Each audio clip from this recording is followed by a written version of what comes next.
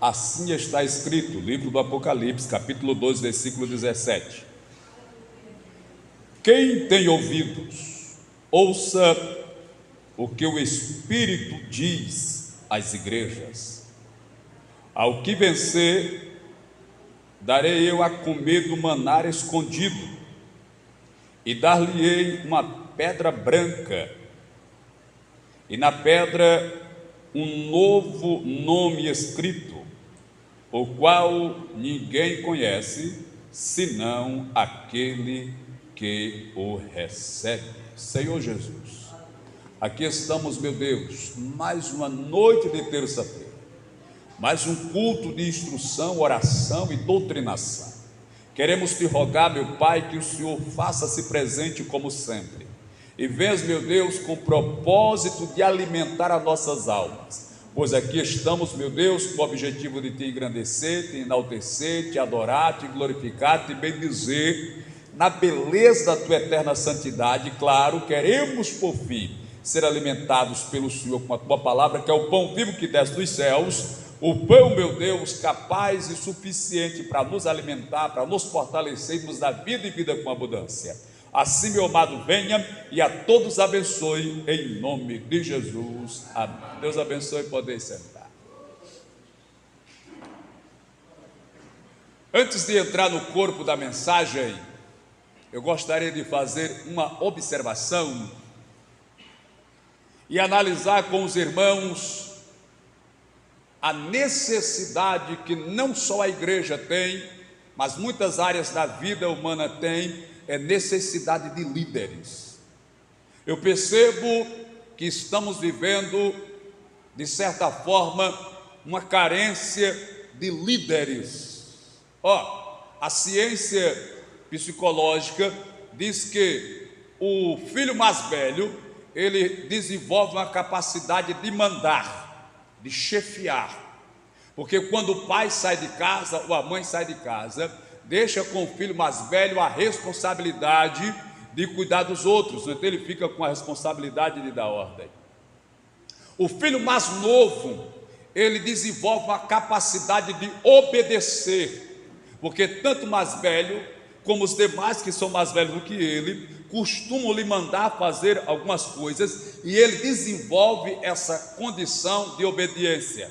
Já o filho do meio, pois ele fica um pouco alheio, um pouco esquecido, ele desenvolve uma capacidade de liderar. Por quê? Ora, quando o pai ou a mãe quer resolver as coisas sérias, procura o mais velho.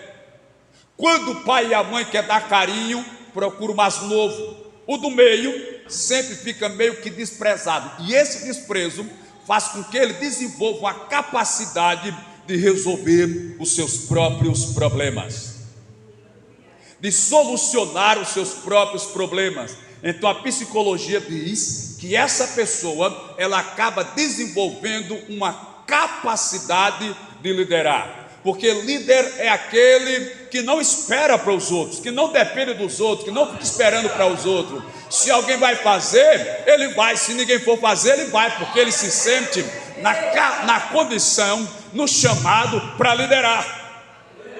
Veja que tem gente que só vem para a igreja se tiver muita gente. Claro, hoje é um dia excepcional, eu acho que é a chuva, alguma coisa, mas tem gente que, se souber que no culto tem pouca pessoa, ele não vai. Isso são pessoas que eu costumo dizer que são cauda, porque a cauda é arrastada pela cabeça. A cauda não tem capacidade própria, ele tem que ser arrastado pelo corpo, louvados. Mas aquele que é o cabeça, não, ele vai na frente, ele segue, ele toma a diretriz, ele toma a atitude, ele vai e segue o chamado. Glória a Deus. É por isso, senhoras e senhores, que eu sinto nos dias atuais essa disposição. Aquele que tem chamado para estar na frente de uma obra, de um trabalho, de uma liderança, ele vai estar ali, que chova, que faça sol, seja de dia, seja de noite, dia de semana, final de semana, seja o horário diurno, o horário noturno, ele sempre vai estar ali, louvado. Ele não espera chegar para encontrar tudo pronto, arrumadinho, tudo bonitinho, do jeito que ele gosta. Não, ele vai lá e faz acontecer. Esses são aqueles que têm chamada para liderar, que têm chamada para encabeçar o trabalho, para estar na frente. E eu sinto uma certa falta nos dias atuais de pessoas com essa disposição, com essa capacidade. Louvado seja. Ora, aquele que não tem chamado para a liderança, logo que ele vê um problema, ele quer desistir. Se ele vê uma cara feia, ele quer desistir. Se ele souber que alguém falou mal dele, ele quer desistir. Se ele souber que alguém xingou dele, ele quer desistir. Se ele vê qualquer problema, ele quer parar. Ele bota dificuldade em tudo. Na verdade, ele vê dificuldade na oportunidade, mas já que ele foi chamado para líder, ele vê oportunidade na dificuldade. Para ele não tem tempo ruim. Para ele não tem barreira. Ele pode até estar cansado, ele pode até estar abatido, mas ele continua de pé, ele continua avançando, ele continua seguindo. Louvado seja Deus. Pois bem, queridos irmãos, fechando esse parênteses e voltando à questão da palavra, eu queria falar para os irmãos, introduzindo a mensagem, e dizer que hoje, dentro do contexto religioso, está existindo uma espécie de comércio. Dois tipos de comércio vai se observar dentro do contexto religioso. Dois tipos de comércio. Um é um comércio literal e o outro é um comércio espiritual. Um comércio literal e um comércio espiritual, eclesiástico. Quando eu falo de comércio espiritual, eu trago para os irmãos um pensamento de pessoas que negociam com a fé. O que é negociar com a fé, pastor? Eu vou chegar lá. O apóstolo Pedro, escrevendo na sua segunda carta, no capítulo 2, e o versículo 3, ele diz que nos últimos dias vão surgir homens fingidos, homens com nome de santos, porém profanos, e eles vão trazer palavras de engodo, de engano, e por avareza, termina o texto dizendo, versículo 3 do capítulo 2 de 2 Pedro, irão fazer de vós negócio, irão fazer da igreja comércio, literalmente falando, um meio de vida. Ora, a Bíblia dá direito ao sacerdote ser mantido pela igreja, é bíblico. Você se dedica integralmente para a igreja, em todas as áreas que a igreja precisa, você está ali à disposição, seja construção, seja reforma, seja aconselhamento matrimonial, seja administração da igreja, seja no âmbito ministerial, no âmbito eclesiástico. Nós estamos à disposição para fazer o velório, para fazer um casamento, para apresentar uma criança, para ir orar por alguém 1 da manhã, 2 da manhã. Nós estamos a tempo integral para a igreja. Porém, isso não significa dizer que deve se exigir luxo nesse aspecto, mas alguém, porque hoje está uma competição para ver quem tem o carro melhor, quem tem a casa melhor, quem tem a mobília melhor, quem vai mais para a churrascaria, quem viaja mais para passear, quem usa o terno melhor, quem usa o sapato melhor. Gerou-se uma competição para esbanjar e ostentar dentro do contexto eclesiástico. Aí o apóstolo Pedro diz: vocês precisam tomar cuidado, porque nos últimos dias, por avareza, irão fazer comércio da igreja, irão usar a igreja simplesmente para lucrar. Não estão preocupados em ensinar para você o caminho, não estão preocupados em ensinar para você o caminho da santidade, do temor, da obediência. Eles não estão nem aí se você vai ser crente direito, crente fiel, se vai obedecer, se vai andar na presença. Ele não quer saber, ele quer saber se você vai trazer dinheiro, vai trazer dízimo, vai trazer oferta para a igreja. É isso que eles querem. A avareza vai falar mais alto.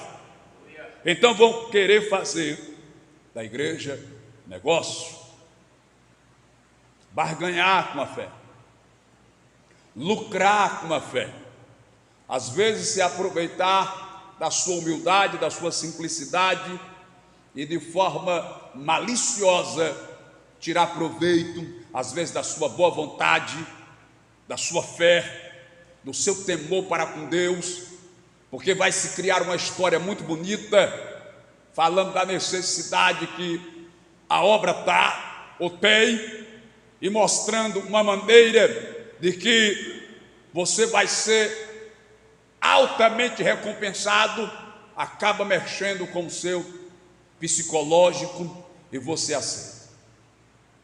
Eu estou trazendo essa palavra porque eu quero fazer uma exortação com os irmãos.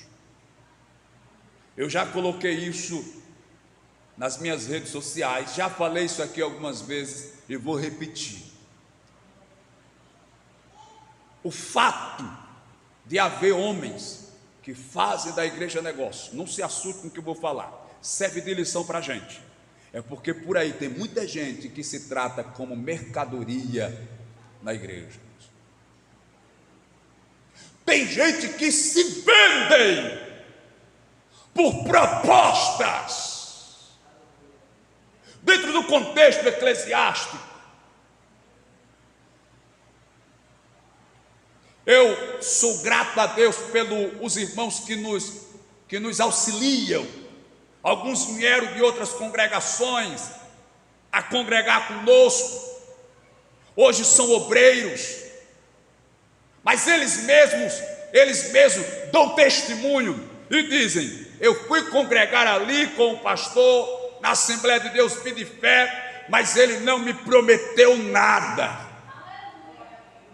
Ele não disse: venha para cá que eu vou lhe consagrar a isso, que eu vou lhe consagrar aquilo, aqui você vai ser um presbítero, vai ser um evangelho, vai ser um pastor em 6 meses. Não!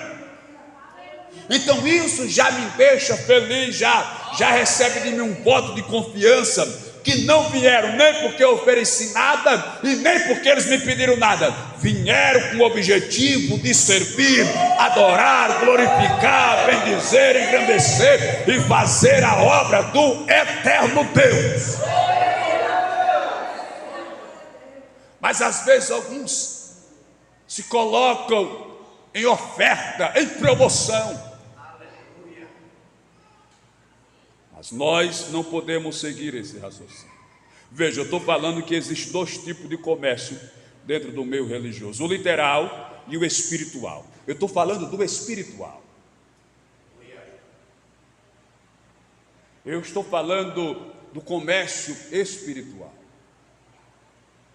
Existem lugares por aí afora, e eu falo porque eu ouço as pessoas dizerem dos grandes meios, aonde eles chegam para o obreiro e dizem: tu é diácono, se tu fizer um pix para mim de 5 mil, eu te apresento a presbítero. Tu é presbítero, se tu fizer um pix de 10 mil, eu levo o teu nome para a sede, para te apresentar a evangelista. Não se assuste, mas eu tenho que pregar isso para os amados. É um culto de doutrina, é um culto de ensino, é um culto de conscientização, para que você entenda o que é evangelho. Outro dia eu vi um vídeo de um moço defendendo Satanás, dizendo: os evangélicos atribuem todo o mal a Satanás, diz que ele é isso, que ele é aquilo, mas as igrejas cristãs, aí ele colocou tudo, tanto o cristão evangélico como o cristão católico, foi quem mais matou gente. Não foi o que mais matou gente, mas houve muitas guerras religiosas, irmão. Isso eu sei, eu estudei, eu sei, as cruzadas e guerras, e houve isso aí, eu sei que houve. Porém, a pessoa, claro, ele não vai entender isso, mas eu posso entender e posso passar para os amados irmãos. Toda vez que você vê alguém com nome de crente com nome de evangélico, com nome de igreja cristã, fazendo alguma coisa errada, cometendo pecado ou crime, pode ter certeza, ali não tem nada de Deus. Só tem nome de cristão, nome de igreja, mas quem está usando é Satanás. Então é fácil de você entender isso e não ser enganado com essas falácias, com essas conversas. Mas a avareza vem e eles vão fazer negócio. 2 tipos de negócio: o espiritual e o literal. Dentro do contexto, barganha, troca, para levar vantagens e outras coisas mais. Mas temos também o comércio literal. Quando eu falo do comércio literal, eu posso usar alguns textos bíblicos, ou pelo menos vou falar de um aqui, que ele fica meio termo. É quando Jesus ele vai para o templo, e no templo estão comprando, trocando, negociando. Os irmãos conhecem essa passagem. E Jesus ele fica indignado. O Salmo 121 é o salmo que era cantado quando o povo de Israel ia para Jerusalém. Cântico de romagem. Eleva os meus olhos para o monte, e onde virá o socorro, meu socorro vem do Senhor, que fez os céus e a terra. Eis que não tosquerejará, nem dormirá o guarda de Israel, ele guardará a tua entrada e a tua saída, porque eles estavam indo para Jerusalém adorar, nas festas anuais e outras festas que tinha durante o ano, e depois eles retornavam. E os assaltantes sabiam as datas das festas e ficavam pelo caminho esperando eles passarem para assaltá-lo. Eles levavam ovelha, levavam novilho, levavam pombos, levavam oferta em dinheiro. A maioria das vezes era dinheiro, porque às vezes vinha de longe e não dava para levar uma vaca, uma ovelha, 2, 3 dias de viagem. Veja que quando Jesus e José e Maria voltaram da festa, só acharam ele depois de 3 dias, porque às vezes era longe. Então eles levavam o dinheiro para, chegando lá, comprarem o novilho, o cordeiro para ofertar. E quando não, eles tinham que trocar o dinheiro, fazer o câmbio, porque no templo só aceitava moeda hebraica. Então eles traziam, por exemplo, o dólar, lá eles tinham que trocar pela moeda hebraica. Aí eles cobravam alto. Então quando Jesus viu isso, que os cambistas estavam se aproveitando, os vendedores de ovelha e gado estavam se aproveitando, vendiam um preço bem elevado, explorando. Aí Jesus chegou lá e disse: vocês estão fazendo da casa de meu pai covil de ladrão, e a casa do meu pai, ela é casa de oração. Aleluia.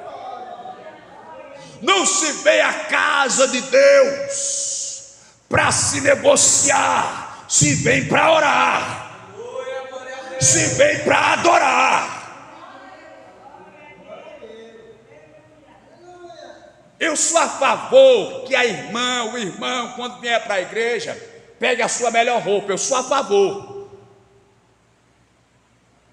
porque eu sou contra você comprar uma roupa bonita, chique, cara, e dizer: isso aqui é para eu ir para o aniversário da minha prima, para o aniversário do meu primo. Não, eu sou a favor que você venha primeiro com ela para a casa de Deus. Agora, querido e querida, é para vir humilde. Glória a Deus. Porque para a casa de Deus a gente veio com o propósito de buscar a sua presença, com o propósito de adorá-lo, com o propósito de glorificá-lo, com o propósito de receber a sua glória, com o propósito de receber a sua palavra, com o propósito de se encher do seu espírito, com o propósito de ser alimentado, com o propósito de ser restaurado, de ser curado, de ser renovado, de ouvir Deus falar. Oh, glória! Aí quando Jesus viu aquela bagaceira lá no templo, ele disse: espera aí, não é possível. Não é possível. Então não se admire se hoje você vê alguma coisa, não, que isso não é da agora não, isso é de longe. Aí Jesus Cristo foi lá no canto, pegou uma tira lá de cipó-fogo, amarrou no dedão e começou a entrançar. E alguém começou a olhar para ele e disse: não disseram que ele é carpinteiro? Não sabia que ele é artesão? Está fazendo para vender? Será que ele vai aproveitar que o movimento está grande e ele vai fazer aqui também uma banquinha para vender chicote? Não, aleluia. Não é para vender não, meu filho. É para descer no lombo de quem não aprendeu a adorar o Jesus de Nazaré. Eita, Jesus! Olha, irmão, tu vai ficar tão crente, tu vai ficar tão cheio de Deus, tu vai receber tanta azeite, tanta graça do céu, mas para isso tem que se aprumar e se alinhar na presença de Deus. Aleluia! Aí você vai ver o que é coisa boa, irmão. Ser cheio do Espírito Santo, ser cheio da graça, receber a presença. Aí Jesus Cristo desceu o chicote nas costas de gente. Eu imagino que foi gente pulando pela janela, saindo por debaixo da banca, correndo. Foi isso. Tem um homem aí que parece que está. Corre que ele está vindo ali para te pegar também. Aleluia!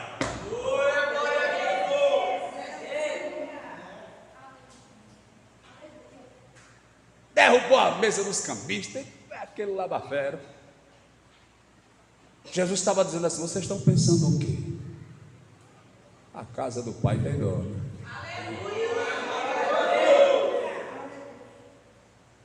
Aí os discípulos se lembraram do que está escrito: o zelo da tua casa me devora. Mas aí era como se fosse um comércio literal. Eles estavam vendendo e recebendo dinheiro. Mas qual é o comércio que a gente está vivendo hoje?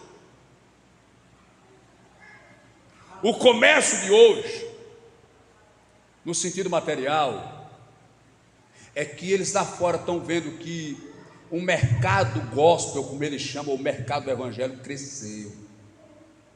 É cerca de 40 milhões de crentes no Brasil e não para de crescer.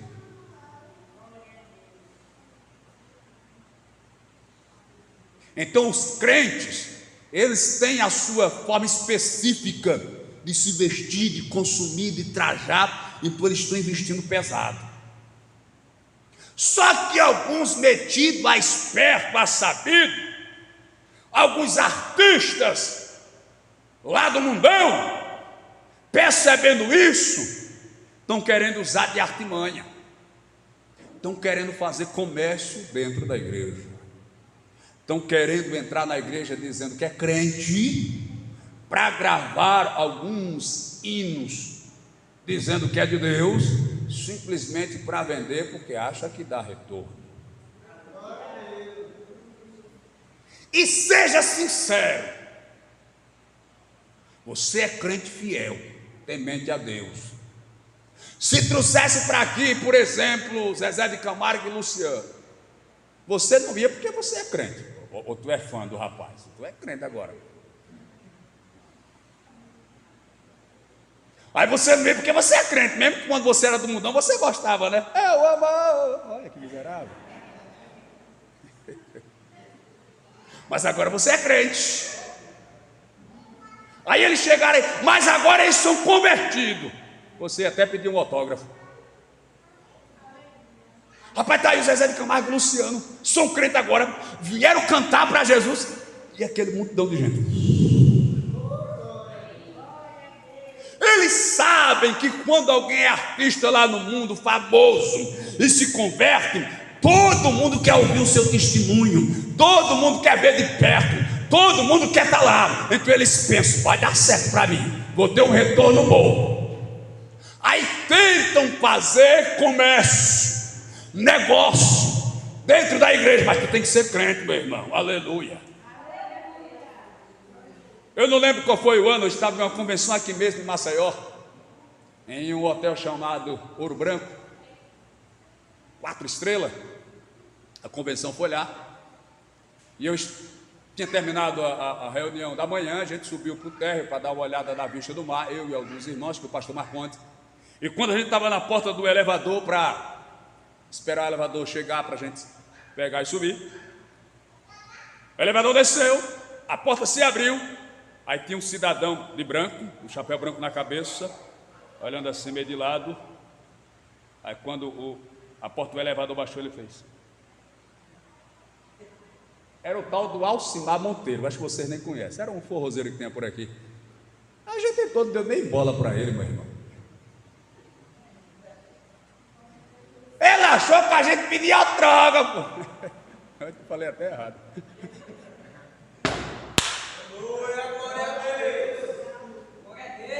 Aleluia! Menino, se eu tiver de endoidar por alguém, eu tenho que endoidar é por Jesus de Nazaré. Foi ele que carregou a cruz por mim, foi cuspido por mim, foi esbofeteado por mim, foi chicoteado por mim, carregou a cruz, foi pregado na cruz, deu a vida, é ele que eu tenho que buscar. Aleluia! Mas eles têm essa impressão. Aí às vezes entre os famosos, as celebridades, tem deles que às vezes se decepciona, que às vezes vai aquela igreja mais. Teve já uns 3 aí que já entraram, depois pularam fora, uma tal de Priscila Alcântara e outros mais. Chega lá e pensa que quando chega lá vai ser a rainha da cocada preta, o rei da cocada preta, todo mundo vai botar um tapete para ele quando ele entrar, vai pedir autógrafo, vai fazer aquele show. Não, meu irmão. Aleluia. Se enganaram, não entendem que dentro da igreja só tem um que brilha, só tem um que é estrela, só tem um que a gente bota tapete vermelho para ele e diz: entra, Rei dos Reis, entra, Senhor da Glória, entra, Deus Todo-Poderoso.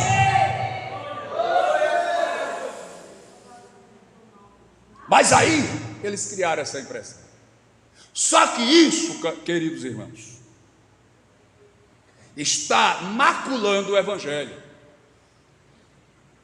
está sujando o Evangelho. Eu vou dizer por quê. Porque eles entram na igreja, mas não se convertem. Eles entram com um pensamento financeiro. Aí entram na igreja, cantam no altar, mas quando saem do altar vão beber cerveja. Vão, me desculpa a palavra, para a zona.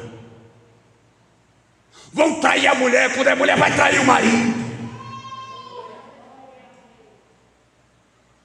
Tem um, não vou falar nome, ele disse que é crente. Às vezes eu vejo as entrevistas dele, ele com um charutão na mão. Quando não, com uma taça de vinho em cima do balcão onde ele faz entrevista ou dá entrevista. Mas ele disse que é crente. Ele pode até ser crente, porque os demônios, na Bíblia diz em Tiago 2,19, creem e estremecem. Mas o negócio não é ser crente, o negócio é ser fiel.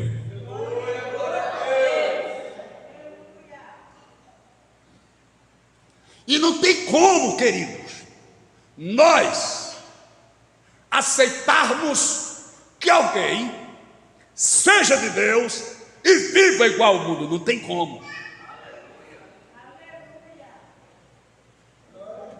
Para começar, a Bíblia diz que um servo só não pode servir a 2 senhores. Não sou eu quem diz, é o próprio mestre, em Mateus 6:24. Um servo só não pode servir a 2 senhores. Então, se alguém acha que dá para agradar a Deus e agradar o mundo, está enganado.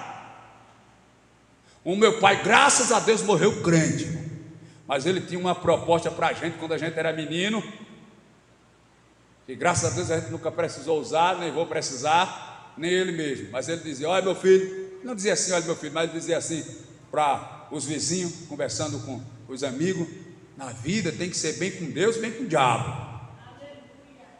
Misericórdia.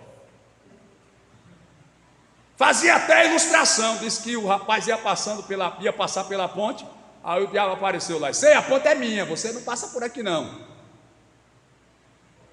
Não, mas eu quero passar. Você é de quem? Você é de Deus? Se você for de Deus, você não vai passar por aqui não, só passa por aqui se for meu. Não, pô, não sou de Deus não, sou seu. Então pode passar. Quando passou, que chegou do outro lado: Satanás, eu não sou teu não, eu sou de Deus. Olha, irmão, não vá nesse negócio não, meu.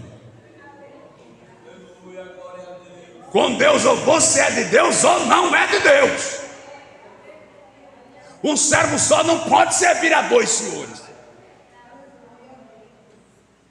Então você tem que estar decidido, convicto, certo, empolgado, consciente, alicerçado que é de Deus.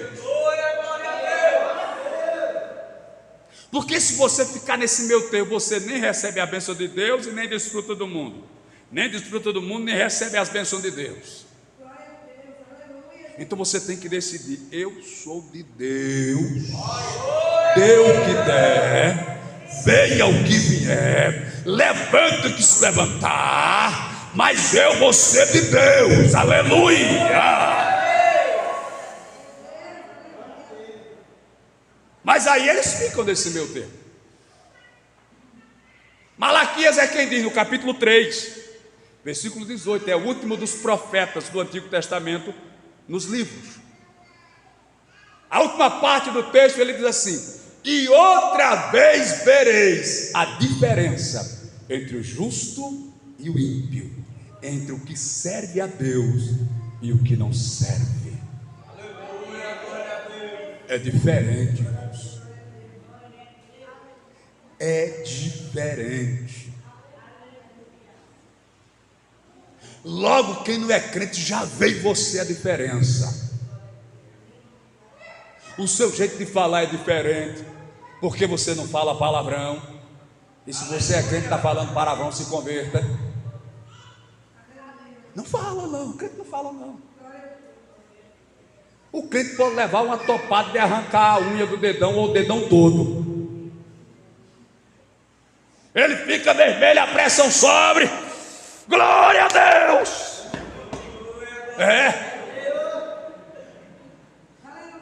Não é pela pelada que chama não, meu irmão. Se converta, você é crente em Jesus. Oxe, e você é o Nenel da prefeitura?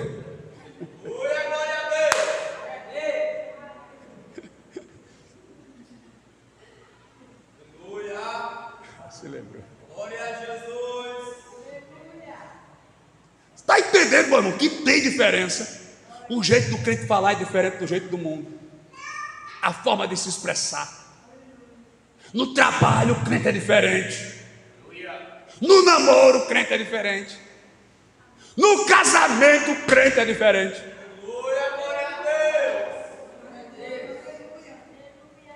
A gente tinha uma vizinha, ela era crente também na nossa igreja. E quando foi um dia, ela meio curiosa, aí chegou assim para mim, para a pastora, e disse: vem cá, me diga uma coisa, eu sou muito curioso. Vocês não brigam não, é? Eu digo: a gente briga sim. A gente não escuta nada, eu estou brigando com ela, né? Com o povo da rua.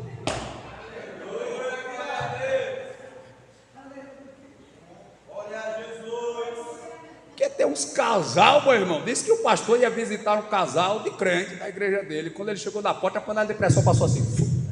Ele disse: misericórdia, eu estou orando bem. Foi-se embora.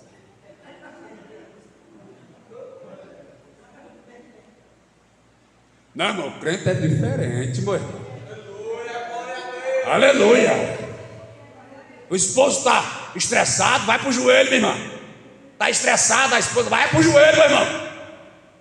Aleluia. Aí começa aquele xingamento: seu filho da pelada, seu filho da beba, você não sei o que, não sei onde estava com a cabeça quando me casei com o senhor infeliz, não sei o que. Aí começa falando, de repente, como fecha a mão, quer pegar a vaga. É miséria, sangue de Jesus tem poder, meu irmão. Aleluia! O povo tem que olhar para o casal de crente e tem que ver diferença.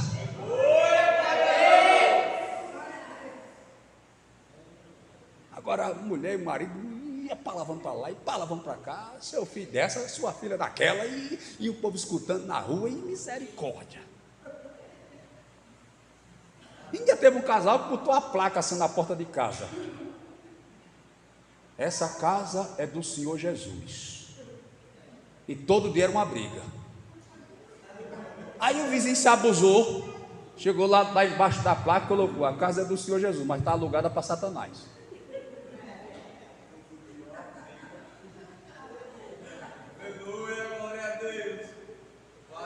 E outra vez vereis, irmão, o crente não tem como fugir, ele é diferente. Mesmo que ele não queira ser, ele é diferente. A Bíblia diz que quando prenderam Jesus, o Pedro saiu atrás devagarzinho, o apóstolo Pedro, para ver o que ia acontecer. Aí levaram Jesus lá para ser interrogado. Aí tinha um pátio, tinha uns camaradas lá, fizeram uma fogueira que estava fazendo frio e começaram a conversar. Aí de repente chegou uma escrava, uma serva, uma criada. Aí olhou para Pedro e disse assim: tu também é um deles. Ele disse: não, não sou não. Não sei quem é esse cidadão aqui, eu estou aqui só para me aquecer no fogo. Aí de repente chegou um servo e disse: tu também estava com ele, a tua fala, o teu jeito de falar te denuncia. E ele querendo negar, querendo esconder, mas não tem como esconder, irmãos. Depois que a gente bebe dessa água, recebe esse Espírito e se alimenta dessa palavra, não tem como não se parecer com Jesus de Nazaré. Olha, irmãos, os crentes, eles são tão parecidos com Jesus e parecidos uns com os outros, que quando Judas foi trair Jesus, ele teve que dar um sinal para poder saber quem era Jesus. Ele disse: olha, aquele a quem eu beijar é ele. E olha que Jesus já estava com 33 anos, e os discípulos dele tinham 17, 19. O mais velho era Pedro, era o adulto dentro do contexto do templo. Era Pedro, era de mais idade. Os outros eram mais ou menos nessa idade, 17, 19, 18. Mas eles se pareciam com Jesus e se pareciam uns com os outros. Aí Judas disse: é aquele a quem eu beijar. Jesus estava todo dia no templo, irmão. Ele mesmo falou, estava todo dia lá pregando, ensinando: vocês não foram me prender. Jesus andava na rua, para cima e para baixo, todo mundo vendo, ouvindo, sabia quem era. Mas lá ele teve que identificar: é aquele a quem eu beijar, para poder saber. E outra vez vereis a diferença entre o justo e o ímpio, entre o que serve a Deus e o que não serve a Deus. Nós precisamos ser diferentes, pessoal. A diferença vai se revelar no nosso testemunho, na escola, no trabalho. A gente tem que ser um filho diferente, um pai diferente, um aluno diferente, um empregado, um patrão, seja qual for, um vizinho. Você tem que fazer a diferença. Alguém tem que olhar para você e realmente perceber que você tem algo de Deus na sua vida. Porque se a gente for andar que nem eles, vestir que nem eles, se comportar como eles, daqui a pouco eles vão estar nos fazendo vergonha, nos desmoralizando. A gente fica sem respeito e sem moral. Sai daí, fobuia, tu fica aqui no meio da gente e agora quer dar uma de santo. É assim que eles fazem. Então você pode conviver? Pode trabalhar com eles? Pode. Vai ser vizinho? Vai. Mas mostrando a sua diferença. Deixa eu encaixar aqui o versículo que li rapidinho, que eu já estou no meu horário. Quem tem ouvidos, ouça o que o Espírito diz às igrejas. Ao que vencer, darei eu o maná escondido. E tem um maná escondido que só vai ser dado àquele que vencer. Só vai receber desse maná que está guardado, escondido, quem vencer. E não vai ser fácil vencer. E dar-lhe-ei uma pedra branca. Eu vi esse vídeo hoje, alguém explicando a questão da pedra branca, que tinha lá, se eu não me engano, Esmirna. Era assim, duas coisas aconteciam com quem recebia a pedra branca. Primeiro, era quando alguém estava diante de um tribunal, sendo julgado, e o seu julgamento decidiu que ele era inocente. Então, para comprovar a inocência dele, era-lhe dado uma pedra branca. Então, quando ele chegasse com aquela pedra, ele provava que era inocente, que não tinha culpa, que não devia nada, que estava perdoado. Segundo, isso acontecia também quando algum viajante chegasse em alguma casa e pedisse para passar a noite ali. Era normal ser um bom hospedador, digamos assim, hospedar as pessoas. Então, se aquela pessoa fosse uma pessoa comportada, educada, respeitosa, não desse trabalho àquela pessoa que lhe deu pousada, no dia seguinte, o dono da casa pegava uma pedra branca e partia, pegava uma pedra branca e dividia, ficava com um pedaço e dava outro pedaço para a pessoa, e dizia: quando você estiver por aqui, de viagem, trabalhando, e não tiver onde ficar, pode vir para minha casa. E como é que ele sabia que aquela pessoa era a mesma pessoa e era uma pessoa direita? É porque ele pegava o pedaço da pedra e encaixava uma na outra, uma pedra branca. Aí Jesus Cristo disse: ao que vencer, eu darei do maná escondido e lhe darei uma pedra branca, que vai estar escrito nela um novo nome, que ninguém sabe qual é, só quem recebe a pedra branca. Ei, pedra branca significa que você é inocente, significa que você tem direito a entrar na casa, aleluia, de Jesus, e tem um nome especial que ele te dá, porque o nome que alguém nos dá aqui na terra é de sapo, de bode, de Bíblia, de doido, de bobo, de tolo, de perder tempo, mas lá nós vamos ter um novo nome dado por Jesus de Nazaré. Mas lembre-se, outra vez vereis a diferença entre o justo e o ímpio, entre o que serve a Deus e o que não serve. A minha orientação para você na noite desse dia é que você faça a diferença como crente, como filho e filha de Deus, como cristã, na obra do Senhor, na presença do Pai. Amém? Fiquemos de pé em nome do Senhor.